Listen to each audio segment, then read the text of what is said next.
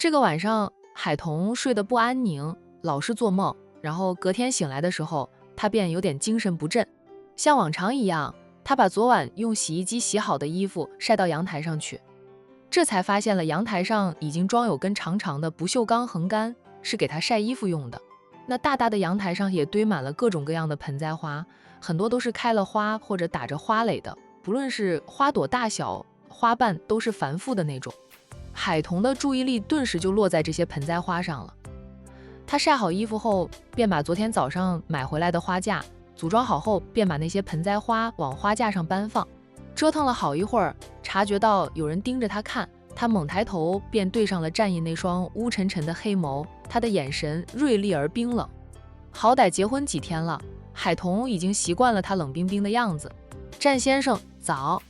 海童打了声招呼，随即便夸赞着他：战先生，这些花都很不错，你办事真的非常好，交给他的事情他都能办得完完满满的。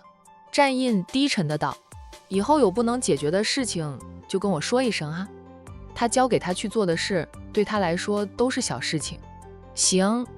海童笑着又继续摆弄着这些花。你在哪家花店买的？这些花被养得很好。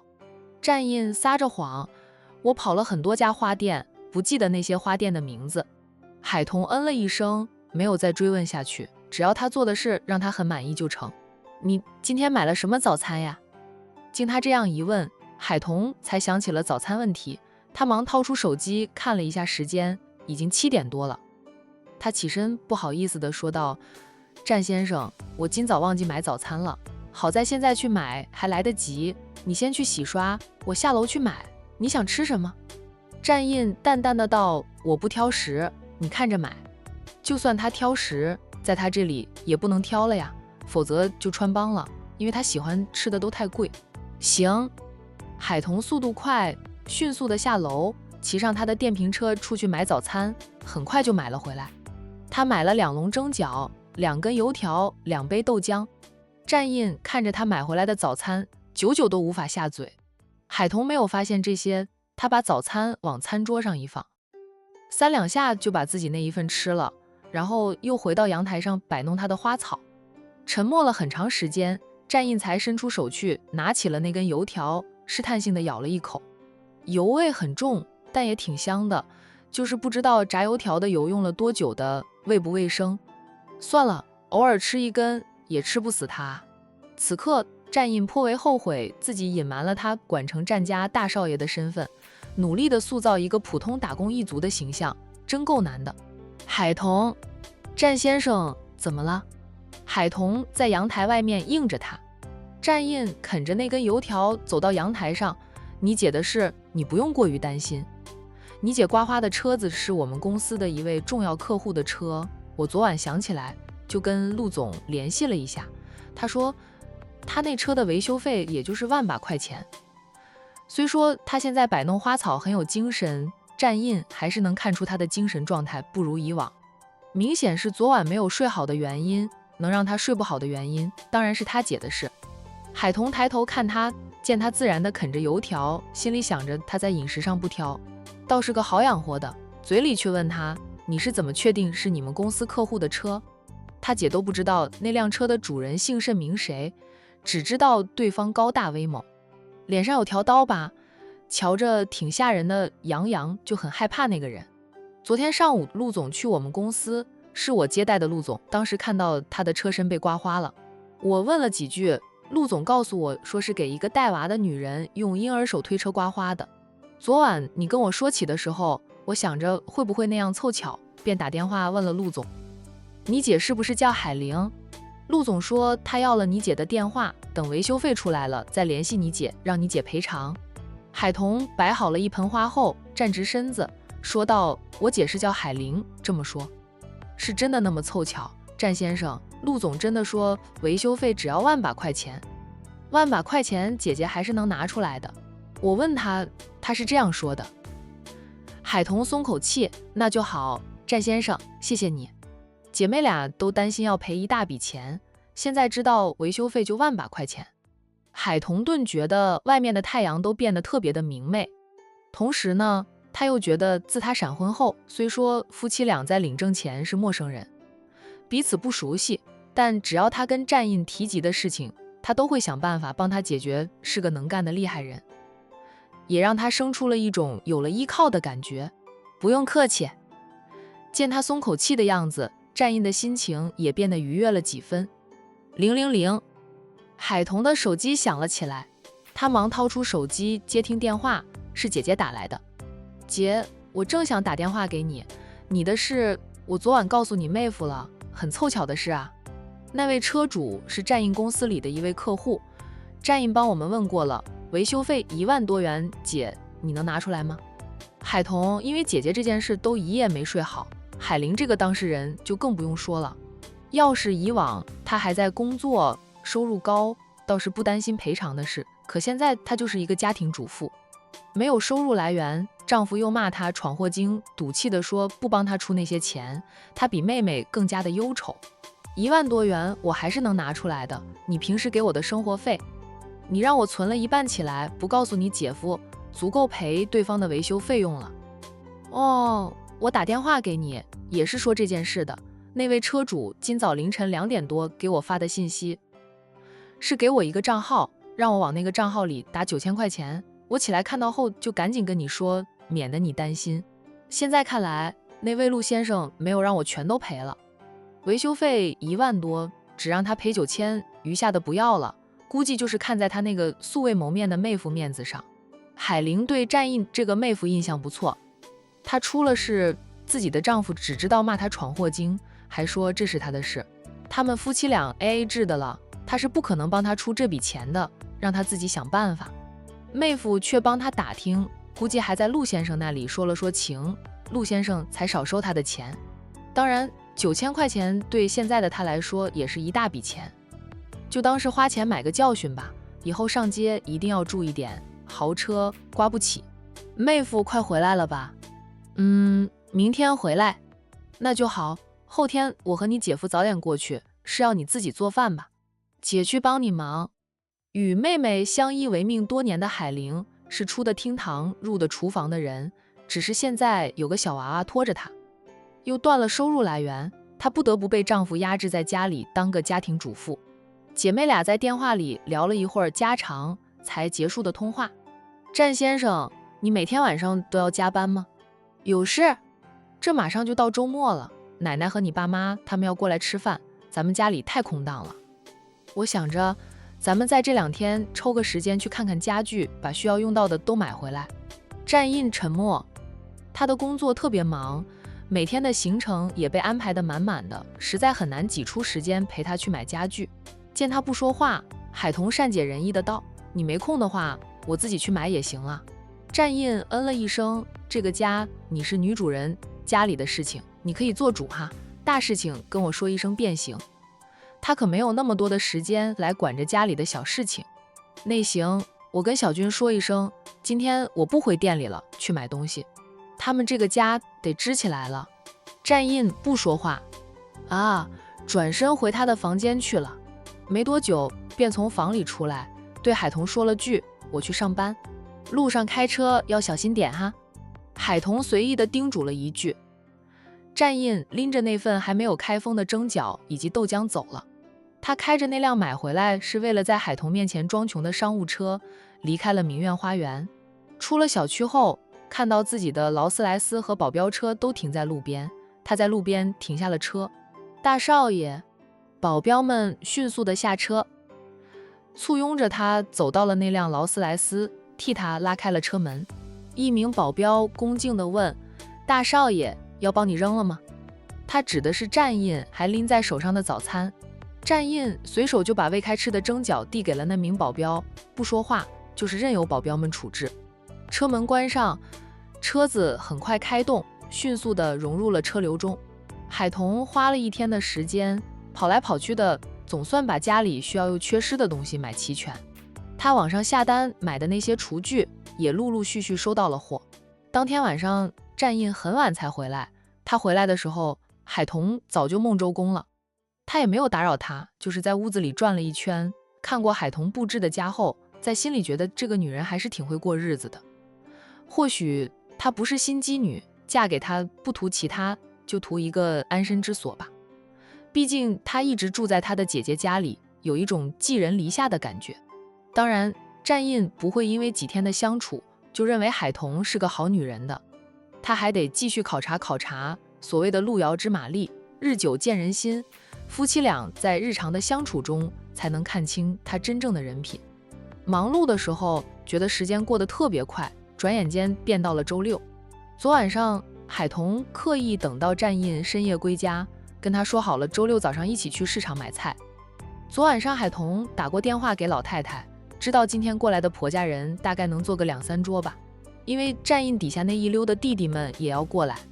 老太太的意思是，她和战印已经领了结婚证，就是他们战家的儿媳妇了。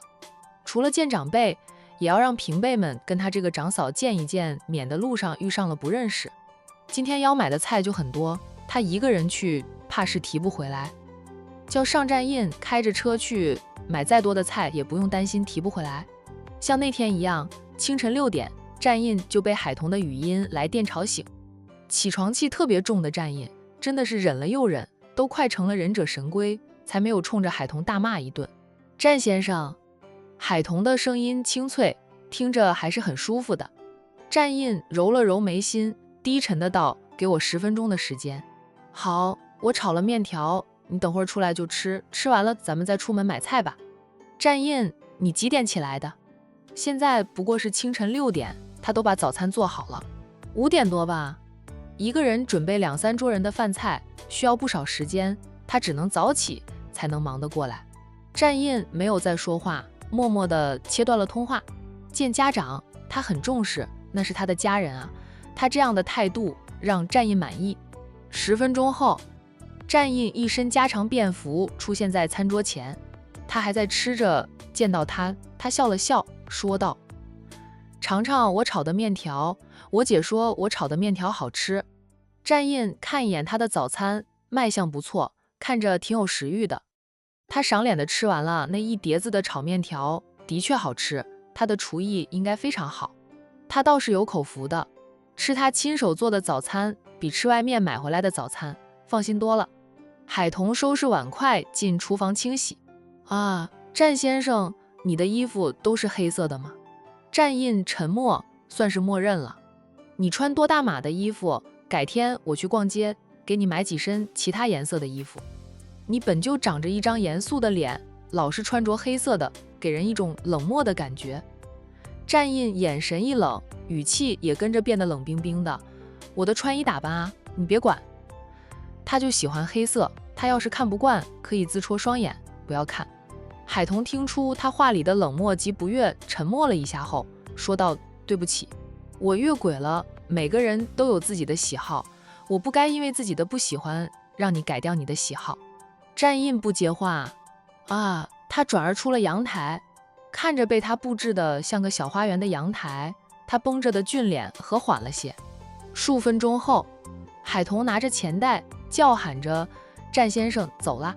战印从阳台外面回来，也是一声不吭的，默默地去拿了车钥匙，然后夫妻俩一起出门。刚刚那点子不愉快，夫妻俩都很识趣，谁都不再提。他们彼此不熟悉，不了解，现在住在一起，进入磨合期，以后还会在不知情的情况下爆发更多的不愉快。海彤做事细心，他早就把今天要做的菜式定好，还把每道菜需要的食材都列了出来，拿着列好的购物清单直奔市场，买起来便快速很多。海彤在生活上的一言一行，战印还是打了高分的。在市场逛了2个小时才回来。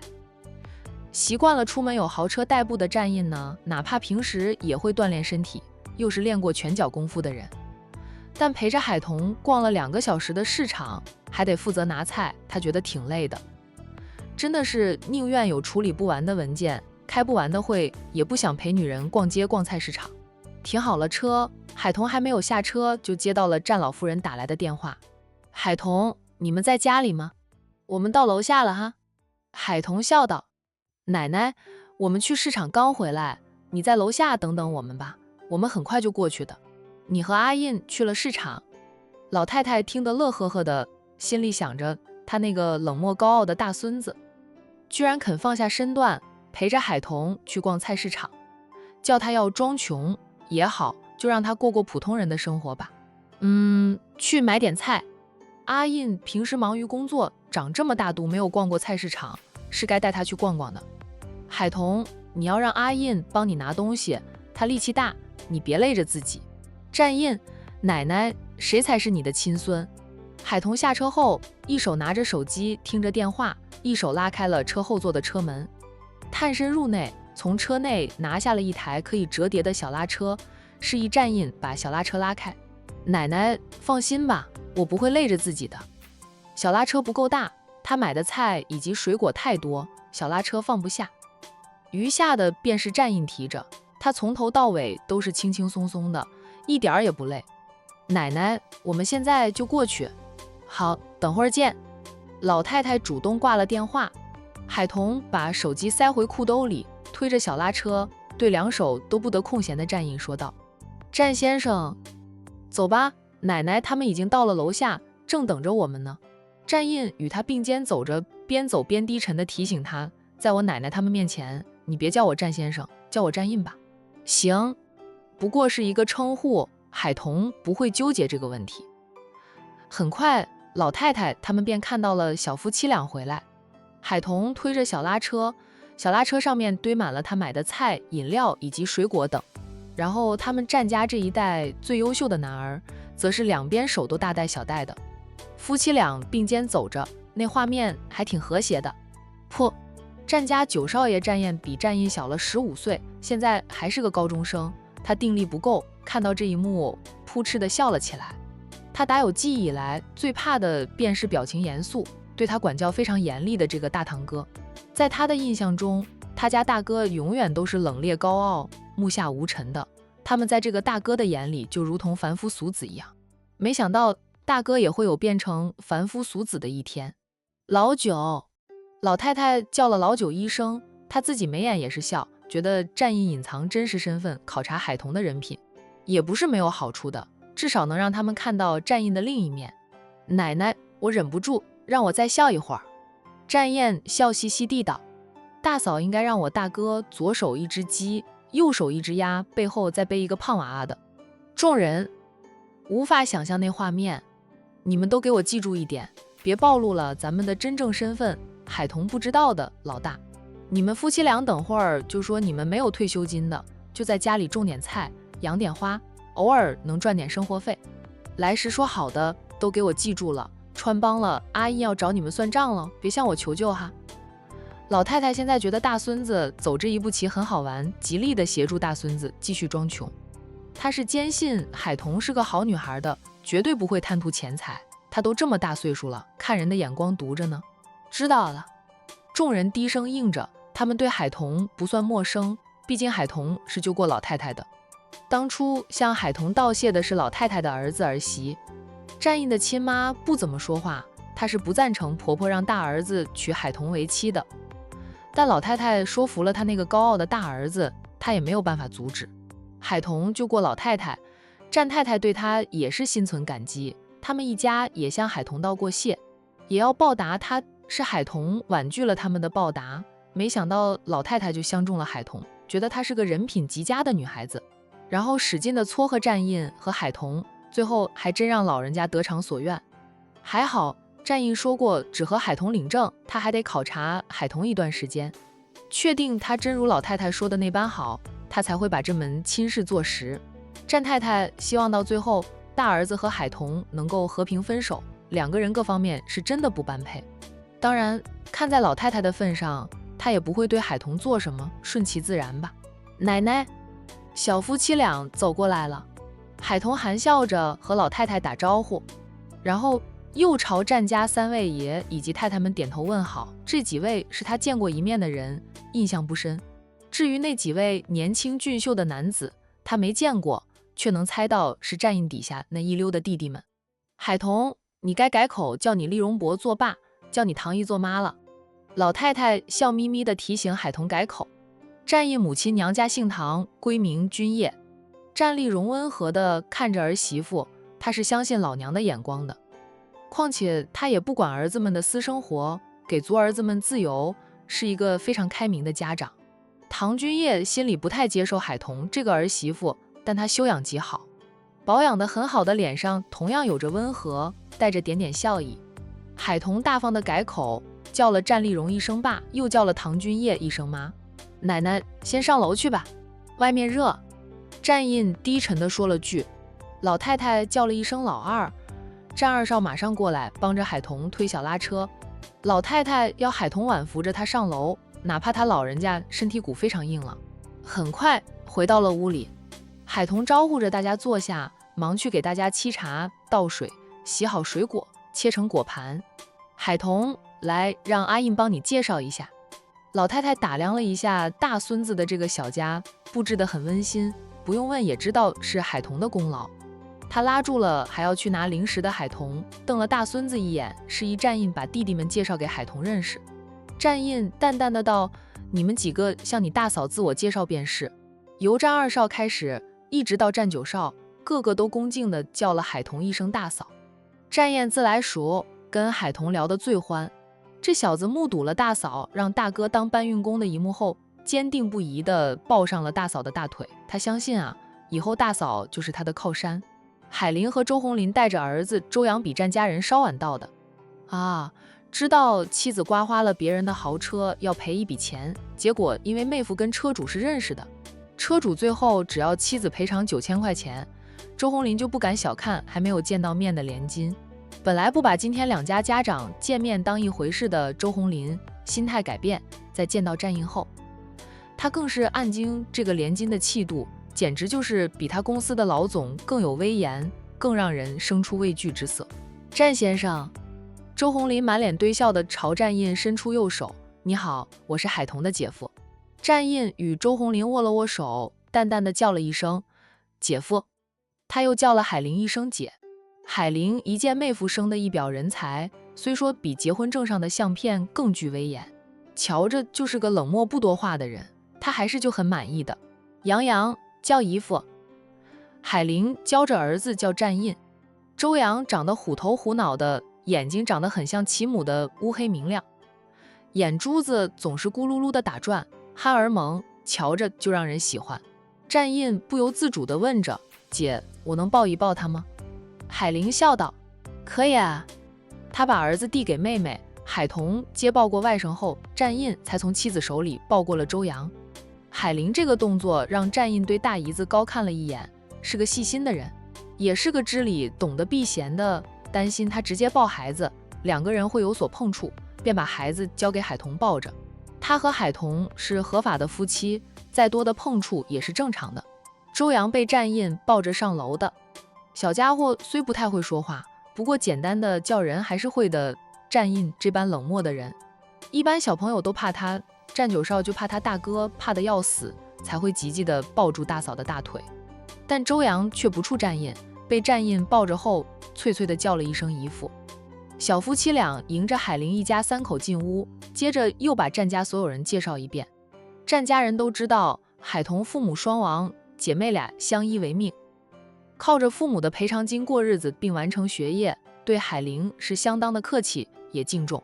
海玲虽说现在是家庭主妇，与社会脱节了几年，未婚之前毕竟是在职场摸爬打滚过的人，她看亲家一家子都是很有修养的人，家风肯定很好，与一般的乡下人家不一样啊。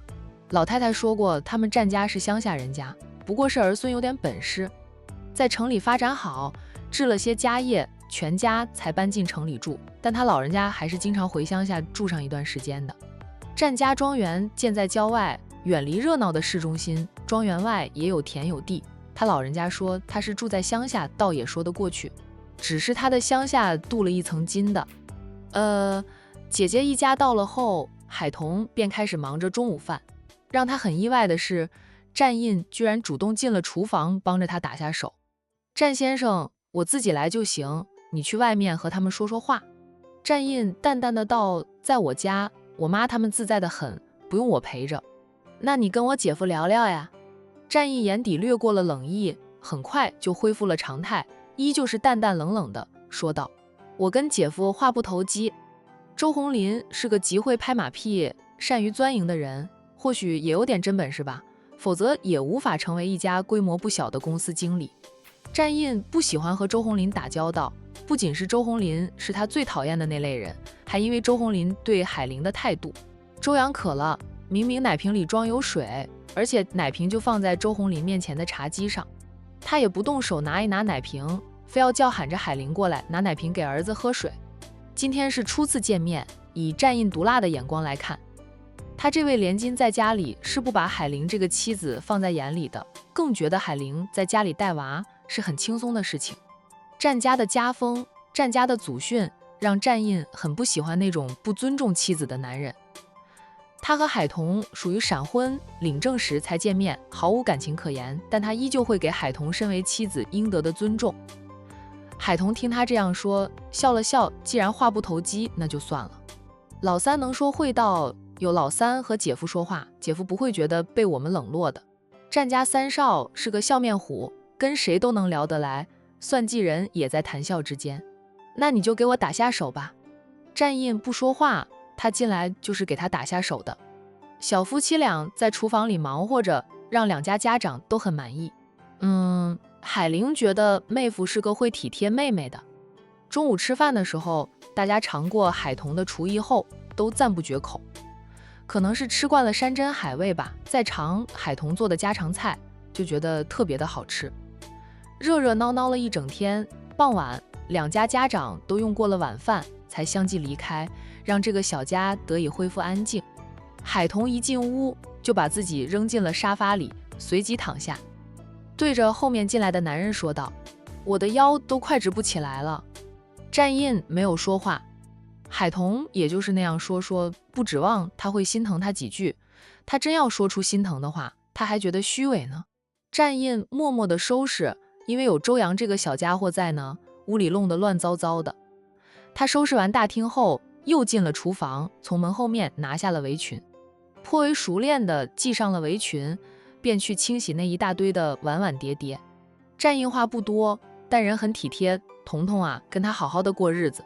海童看着战印进厨房洗碗后，想起了姐姐偷偷的跟他说的话。姐姐是非常满意战印的。略躺片刻，海童忽然想起了什么，猛地自沙发上跳起来，就往厨房冲去。然后他看到满盆的泡泡，你这是放了多少的洗洁精呀？海童忍不住笑道。战印俊脸上满是窘色，不小心倒了半瓶。战印不敢看妻子，怕自己会忍不住脸红。他是真的不小心倒多了洗洁精，并不是他不会洗碗。虽说他现在是战家的当家人，但他打小接受的教育及训练都是很全面的，生活的自理能力不会差到哪里去，就是他很久很久没有做过家务事了，一时手生就倒多了洗洁精，弄得满盆都是泡泡。他清洗了几次都还没有清洗干净，还被妻子进来看到了。他这是跳进了黄河也洗不清呀。战先生，让我来吧。海童示意他让位，战印默了默后让了位，并把围裙给了海童。不过他没有出去，就站在一旁站着，看着海童清洗碗碟，说道：“下次聚餐就去酒店吃，省事。”海童没有意见，今天是两家家长见面，他也得在婆家面前表现一下，才会在家里做饭。奶奶跟你说了什么？战印忽然问道。海童暂停手上的动作，看向他。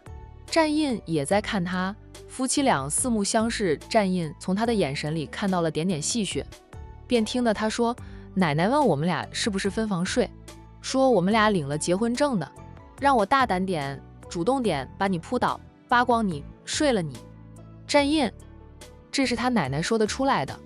奶奶还说希望明年能抱到曾孙女，特意强调的要曾孙女，说我们俩要是生不出女儿来，不一直生，直到生有女儿为止。奶奶更说生女儿重重有奖，她老人家会把她毕生的积蓄奖给我呢。战印，他奶奶毕生的积蓄那是好几十亿呢，他老人家还真是重视海童这个长孙媳妇呀。你爷爷那一辈有没有女儿？战印摇头说道：“我太爷爷那一辈才有个女儿，就是我太爷爷的妹妹，但却短命，不到5岁便意外夭折了，往下几代都没有女儿。他这一代兄弟9人。”海童又继续洗着他的碗，笑道：“怪不得奶奶那样大方，说要把他毕生的积蓄都给我呢，原来那是比登天还难的事情。”他这句话却让战印想多了，认为他总算露出了一点狐狸尾巴，原来他是冲着奶奶的私产而来的，怪不得哄得他奶奶对他那么好，不顾他的意愿，不停地唠叨着要他娶她为妻。没听到他说话，海童扭头看他，见他神情阴沉，察觉他看他的时候，他的眼神揪得变得凌厉而冰冷。海童眨眨眼，他说错什么了吗？战先生。战印绷着脸转身走出了厨房，并不搭理海童。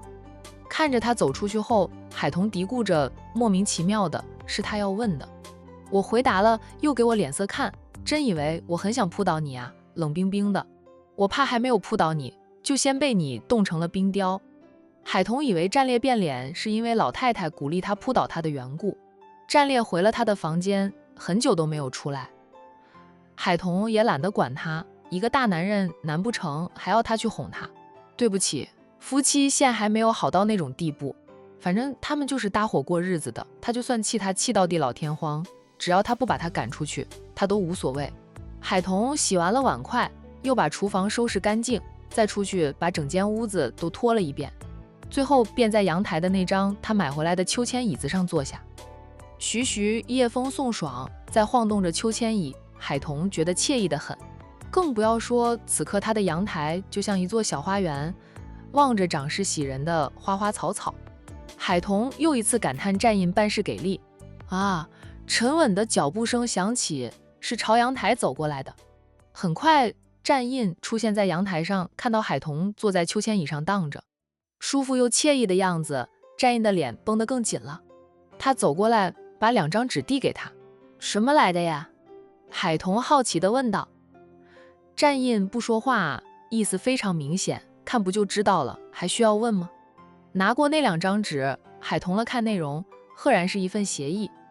他打印了2份的，意思也很明显了，一人1份，他的大名还签了上去，还盖了一个私人印章呢。哟，挺正经的嘛。海童脚尖点地，推动着秋千椅，让椅子又荡了起来。